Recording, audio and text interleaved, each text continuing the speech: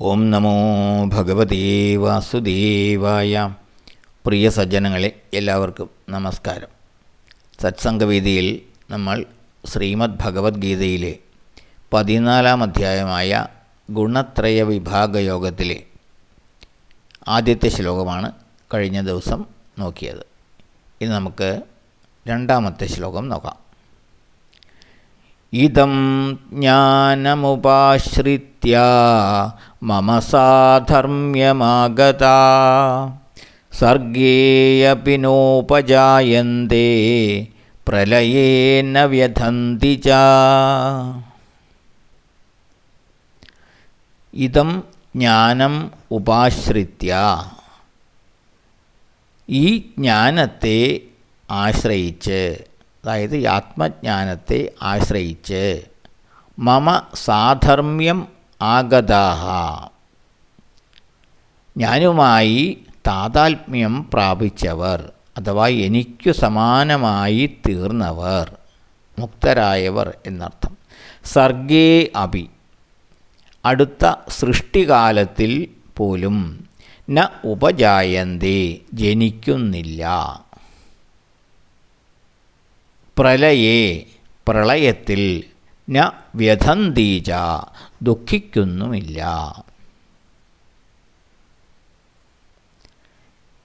ഈ മുൻ ശ്ലോകങ്ങളിലെല്ലാം പറഞ്ഞ ആത്മജ്ഞാനത്തെ ആശ്രയിച്ച് ഞാനുമായി താതാത്മ്യം പ്രാപിച്ചവർ, അഥവാ എനിക്ക് സമാനമായി തീർന്നവർ, അഥവാ മുക്തിയെ പ്രാപിച്ച ജീവാത്മാക്കൾ, അടുത്ത സൃഷ്ടികാലത്തിൽ പോലും, അതായത് ഇപ്പോഴത്തെ ഈ പ്രപഞ്ചം പ്രളയത്തിന് ശേഷം വീണ്ടും സൃഷ്ടി ഉണ്ടാകുന്ന ആ കാലത്ത്, അടുത്ത സൃഷ്ടികാലത്തിൽ പോലും അവർ വീണ്ടും ജനിക്കുന്നില്ല, വീണ്ടും ജന്മമെടുക്കുന്നില്ല, ശരീരം സ്വീകരിക്കുന്നില്ല ഈ ജീവാത്മാക്കൾ. അതുപോലെ ഈ പ്രളയം വരുമ്പോൾ, പ്രളയം എന്ന് പറഞ്ഞാൽ ലയിക്കുക എന്നാണ്. അതായത് ഈ പ്രപഞ്ചം എവിടെ നിന്ന് വന്നോ ആ മൂലപ്രകൃതിയിലേക്ക് തന്നെ ലയിക്കുക, അതിനാണ് പ്രളയം എന്ന് പറയുന്നത്. അപ്പോൾ ആ പ്രളയകാലത്തിൽ പോലും ഈ ജീവാത്മാക്കൾക്ക് ദുഃഖവും ഉണ്ടാകുന്നില്ല. ഇതാണ് ശ്ലോകത്തിൻ്റെ അർത്ഥം. ആത്മജ്ഞാനം നേടിയവർ, അതായത് ഈശ്വര സാക്ഷാത്കാരം നേടിയവർ, ഈ ആത്മജ്ഞാനം നേടിയവർ യുക്തചേതസ്സരായി കർമ്മബന്ധങ്ങളെല്ലാം അറ്റ് സായുജ്യത്തെ പ്രാപിക്കുകയാണ്.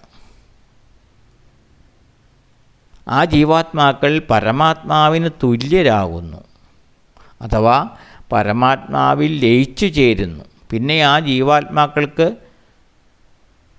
വ്യക്തിഗതമായ നിലനിൽപ്പില്ല. കാറ്റു നിറച്ച ഒരു ബലൂൺ പൊട്ടുമ്പോൾ ബലൂണിനുള്ളിലെ വായു അന്തരീക്ഷവായുവിൽ ലയിക്കുന്നത് പോലെ ഈ മുക്തരായ ജീവാത്മാക്കൾ പരമാത്മാവിൽ ലയിച്ചു ചേരുന്നു, പരമാത്മാവിൻ്റെ ഭാഗമായി മാറുന്നു. അതോടെ ആ ജീവാത്മാവിന്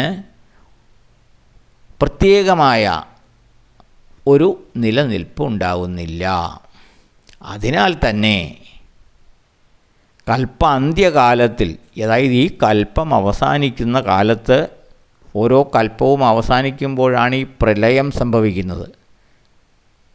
പ്രപഞ്ചം മുഴുവനും ഈ മൂലപ്രകൃതിയിൽ ലയിച്ചു ചേർന്ന് ഇല്ലാതെയാകുന്നത് കൽപ്പത്തിൻ്റെ അന്ത്യത്തിലാണ്. അങ്ങനെ ഈ കൽപ്പാന്ത്യം വരുമ്പോൾ ആ പ്രളയത്തിൽ ഈ ജീവാത്മാക്കൾക്ക് പ്രത്യേകമായി ഒരു ദുഃഖവും ഉണ്ടാകുന്നില്ല, അഥവാ അല്ലെങ്കിൽ അവർക്ക് അതുകൊണ്ടൊന്നും സംഭവിക്കുന്നില്ല.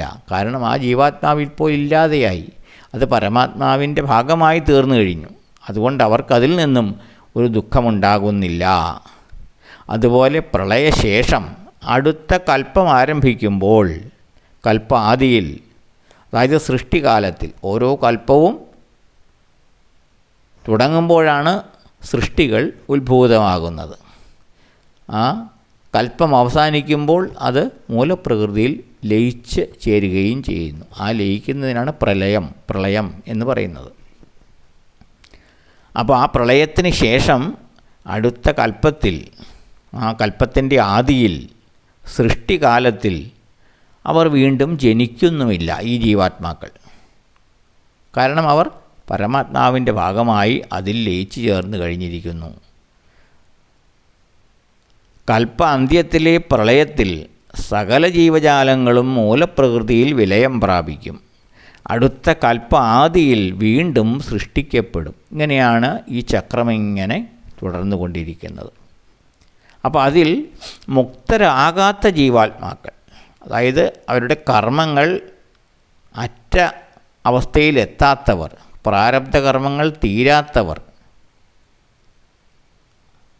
അങ്ങനെയുള്ള ജീവാത്മാക്കൾ ആ പ്രളയകാലം കഴിഞ്ഞ് അടുത്ത സൃഷ്ടികാലം തുടങ്ങുമ്പോൾ വീണ്ടും ജന്മമെടുക്കും. കാരണം അവർ പരമാത്മാവിൽ ലയിച്ചു ചേർന്നിട്ടില്ല. അതിന് കാരണം അവർ മുക്തരായിട്ടില്ല, അവരുടെ പ്രാരാബ്ധങ്ങൾ അറ്റിട്ടില്ല, കർമ്മങ്ങൾ തീർന്നിട്ടില്ല. അതുകൊണ്ട് പ്രളയകാലത്തിന് ശേഷം വീണ്ടും സൃഷ്ടി സംഭവിക്കുമ്പോൾ, കൽപ്പാദിയിൽ സൃഷ്ടി സംഭവിക്കുമ്പോൾ ഇപ്രകാരം മുക്തരാകാത്ത ജീവാത്മാക്കൾ വീണ്ടും ജന്മമെടുക്കും. അവരവരുടെ ഗുണകർമ്മ ഫലങ്ങൾക്ക് അനുസൃതമായി, ആ കഴിഞ്ഞ കൽപ്പത്തിൽ അവർ ഏത് രീതിയിൽ ജീവിച്ചോ, ഏത് രീതിയിൽ കർമ്മങ്ങൾ ചെയ്തോ അതിനനുസൃതമായി അടുത്ത കൽപ്പത്തിൽ സൃഷ്ടികർമ്മം നടക്കുമ്പോൾ ആ അടുത്ത കൽപ്പത്തിലും അവർ ജന്മമെടുക്കുന്നു. എന്നാലോ മുക്തരായ ജീവാത്മാക്കൾ ഈ കൽപ്പത്തിൽ തന്നെ അവരുടെ കർമ്മങ്ങളെല്ലാം മറ്റ് ഈശ്വരനിൽ അഥവാ പരമാത്മാവിൽ ലയിച്ച ജീവാത്മാക്കൾ വീണ്ടും ജനിക്കുന്നില്ല. അവർ പരമാത്മാവിൽ വിലയം പ്രാപിച്ചിരിക്കുന്നു. ഇതാണ് ഈ ശ്ലോകത്തിൽ ഭഗവാൻ പറയുന്നത്. അടുത്ത ശ്ലോകം നമുക്ക് അടുത്ത ദിവസം നോക്കാം. എല്ലാവർക്കും നന്ദി, നമസ്കാരം. ഓം നമോ ഭഗവതേ വാസുദേവായ.